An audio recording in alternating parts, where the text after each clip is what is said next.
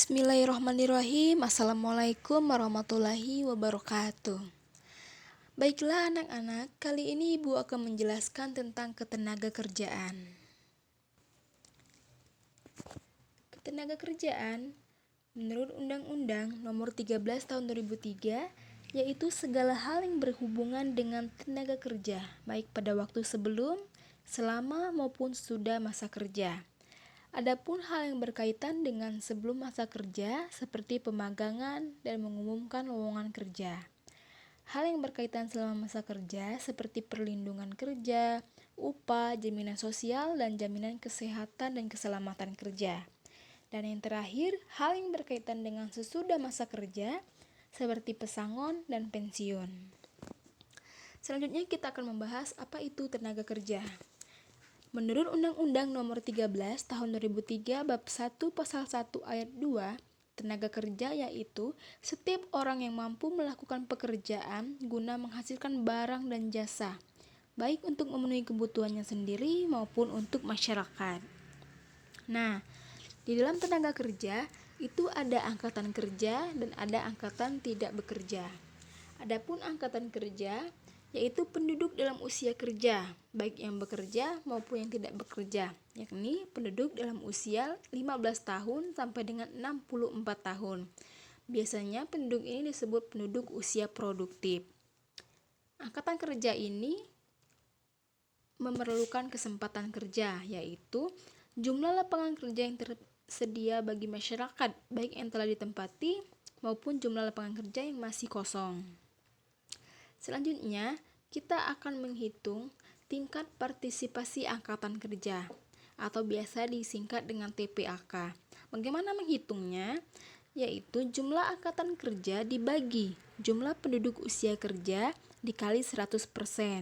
Semakin tinggi TPAK, itu berarti menunjukkan semakin tinggi pula pasokan tenaga kerja yang tersedia.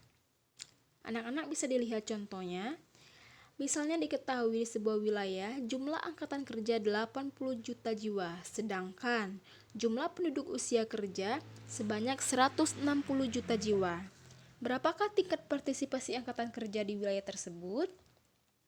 TPAK sama dengan 80 juta dibagi 160 juta dikali 100% sama dengan 50%. Itu artinya di daerah tersebut menunjukkan 50% penduduk usia kerjanya aktif secara ekonomi.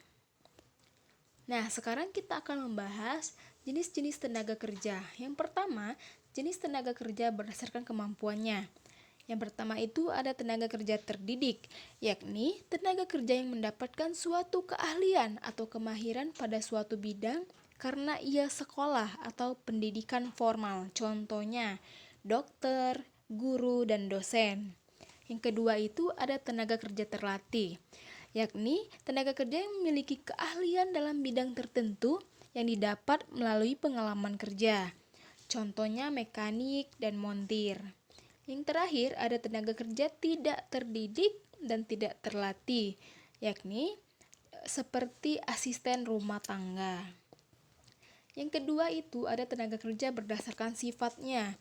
Ada tenaga kerja jasmani, yaitu tenaga kerja yang lebih menyumbangkan fisiknya. Yang kedua itu ada tenaga kerja rohani atau tenaga kerja yang menyumbangkan pemikiran, ide, dan gagasan seperti konsultan, manajer, dan direktur. Nah, setelah beralih dari jenis tenaga kerja, kita akan membahas permasalahan tenaga kerja. Permasalahan tenaga kerja itu ada banyak. Yang pertama itu melimpahnya jumlah tenaga kerja. Mengapa melimpahnya jumlah tenaga kerja menjadi permasalahan? Jelas, karena melimpahnya jumlah tenaga kerja berarti banyak orang yang membutuhkan kerja, yang membutuhkan pekerjaan. Sedangkan penyedia lapangan kerja itu terbatas. Nah, itulah yang menyebabkan masalah, yaitu tidak sebanding antara permintaan tenaga kerja dan penawaran tenaga kerja. Yang kedua, rendahnya kualitas tenaga kerja. Mengapa rendahnya kualitas tenaga kerja menjadi permasalahan dalam tenaga kerja? Hal ini sering menjadi masalah umum yang dialami negara berkembang seperti di Indonesia.